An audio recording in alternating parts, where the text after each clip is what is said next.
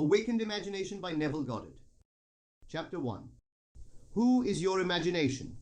I rest not from my great task to open the eternal worlds, to open the immortal eyes of man inwards into the worlds of thought, into eternity, ever expanding in the bosom of God, the human imagination. Blake. Jerusalem 5:18-20. Certain words in the course of long use gather so many strange connotations that they almost cease to mean anything at all. Such a word is imagination. This word is made to serve all manner of ideas, some of them directly opposed to one another. Fancy, thought, hallucination, suspicion. Indeed, so wide is its use, and so varied its meanings, the word imagination has no status nor fixed significance. For example, we ask a man to use his imagination, meaning that his present outlook is too restricted and therefore not equal to the task. In the next breath, we tell him that his ideas are pure imagination, thereby implying that his ideas are unsound. We speak of a jealous or suspicious person as a victim of his own imagination, meaning that his thoughts are untrue.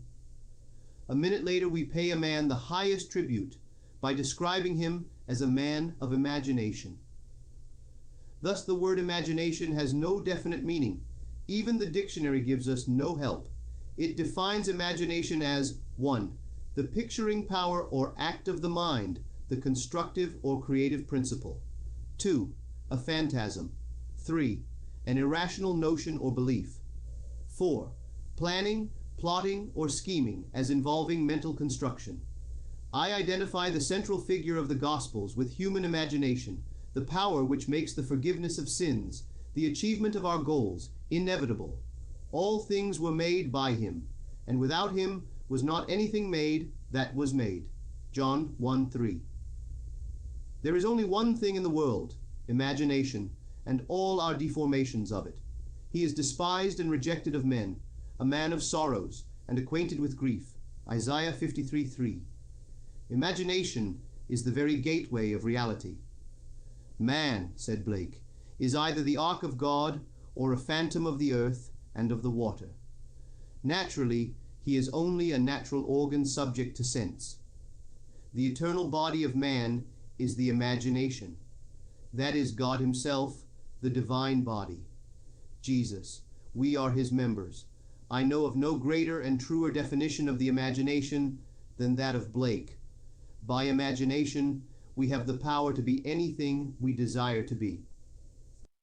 Through imagination, we disarm and transform the violence of the world. Our most intimate as well as our most casual relationships become imaginative as we awaken to the mystery hid from the ages, that Christ in us is our imagination.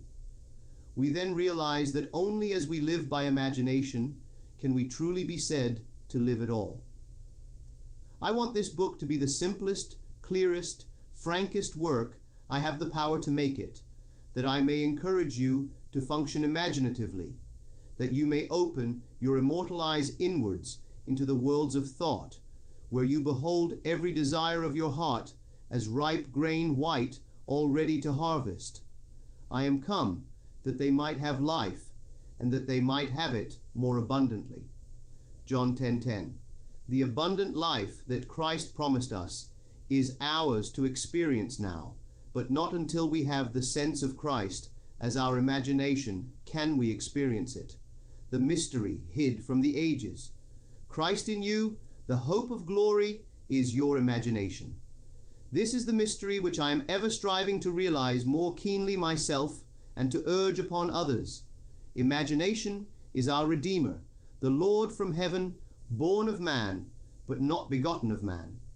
Every man is Mary, and birth to Christ must give. If the story of the Immaculate Conception and birth of Christ appears irrational to man, it is only because it is misread as biography, history, and cosmology, and the modern explorers of the imagination do not help by calling it the unconscious or subconscious mind. Imagination's birth and growth is the gradual transition from a God of tradition to a God of experience. If the birth of Christ in man seems slow, It is only because man is unwilling to let go the comfortable but false anchorage of tradition. When imagination is discovered as the first principle of religion, the stone of literal understanding will have felt the rod of Moses and, like the rock of Zion, issue forth the water of psychological meaning to quench the thirst of humanity. And all who take the proffered cup and live a life according to this truth will transform the water of psychological meaning into the wine of forgiveness. Then, like the Good Samaritan, they will pour it on the wounds of all. The Son of God is not to be found in history, nor in any external form. He can only be found as the imagination of him in whom his presence becomes manifest. Oh, would thy heart but be a manger for his birth! God would once more become a child on earth. Angelus Silesius, a 17th century poet. Man is the garden in which this only begotten Son of God sleeps. He awakens this Son by lifting his imagination up to heaven and clothing men in godlike stature. We must go on imagining better than the best we know. Man, in the moment of his awakening to the imaginative life, must meet the test of sonship. Father, reveal thy Son in me, James Montgomery. And it pleased God to reveal his Son in me, Galatians 1:15, 16. The supreme test of sonship is the forgiveness of sin. The test that your imagination is Christ Jesus, the Son of God, is your ability to forgive sin.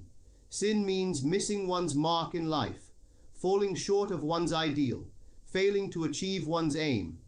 Forgiveness means identification of man with his ideal or aim in life.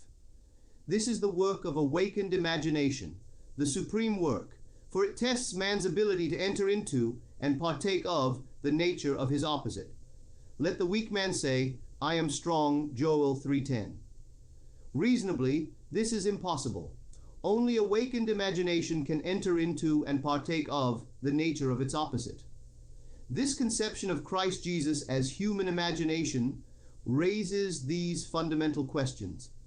Is imagination a power sufficient, not merely to enable me to assume that I am strong, but is it also of itself capable of executing the idea? Suppose that I desire to be in some other place or situation. Could I, by imagining myself into such a state and place, bring about their physical realization? Suppose I could not afford the journey, and suppose my present social and financial status oppose the idea that I want to realize. Would imagination be sufficient of itself to incarnate these desires? Does imagination comprehend reason? By reason, I mean deductions from the observations of the senses. Does it recognize the external world of facts? In the practical way of everyday life, is imagination a complete guide to behavior? Suppose I am capable of acting with continuous imagination, that is, suppose I am capable of sustaining the feeling of my wish fulfilled, will my assumption harden into fact? And, if it does harden into fact, shall I, on reflection, find that my actions through the period of incubation have been reasonable? Is my imagination a power sufficient, not merely to assume the feeling of the wish fulfilled, but is it also of itself capable of incarnating the idea? After assuming that I am already what I want to be, must I continually guide myself by reasonable ideas and actions in order to bring about the fulfillment of my assumption? Experience has convinced me that an assumption, though false, if persisted in, will harden into fact, that continuous imagination is sufficient for all things, and all my reasonable plans and actions will never make up for my lack of continuous imagination. Is it not true that the teachings of the Gospels can only be received in terms of faith, and that the Son of God is constantly looking for signs of faith in people, that is, faith in their own imagination? Is not the promise, believe that ye receive, and ye shall receive? Mark 11:24. The same as, imagine that you are and you shall be. Was it not an imaginary state in which Moses endured as seeing him who is invisible? Was it not by the power of his own imagination that he endured? Truth depends upon the intensity of the imagination, not upon external facts. Facts are the fruit-bearing witness of the use or misuse of the imagination. Man becomes what he imagines. He has a self-determined history. Imagination is the way, the truth, the life revealed. We cannot get hold of truth with the logical mind. Where the natural man of sense sees a bud, imagination sees a rose full-blown. Truth cannot be encompassed by facts. As we awaken to the imaginative life, we discover that to imagine a thing is to make it so that a true judgment need not conform to the external reality to which it relates. The imaginative man does not deny the reality of the sensuous outer world of becoming, but he knows that it is the inner world of continuous imagination that is the force by which the sensuous outer world of becoming is brought to pass. He sees the outer world and all its happenings as projections of the inner world of imagination. To him, everything is a manifestation of the mental activity which goes on in man's imagination, without the sensuous, reasonable man being aware of it. But he realizes that every man must become conscious of this inner activity and see the relationship between the inner causal world of imagination and the sensuous outer world of effects. It is a marvelous thing to find that you can imagine yourself into the state of your fulfilled desire and escape from the jails which ignorance built. The real man is a magnificent imagination. It is this self that must be awakened. Awake thou that sleepest, and arise from the dead, and Christ shall give thee light. Ephesians 5:14. The moment man discovers that his imagination is Christ, he accomplishes acts which on this level can only be called miraculous.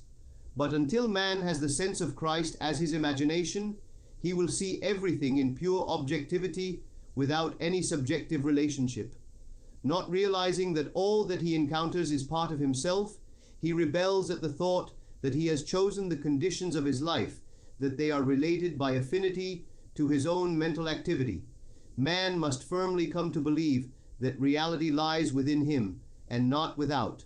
Although others have bodies, a life of their own, their reality is rooted in you, ends in you, as yours ends in God. This is the end of the first chapter. Thank you for listening. This audiobook was created with the help of 11 Labs. Link in the video description.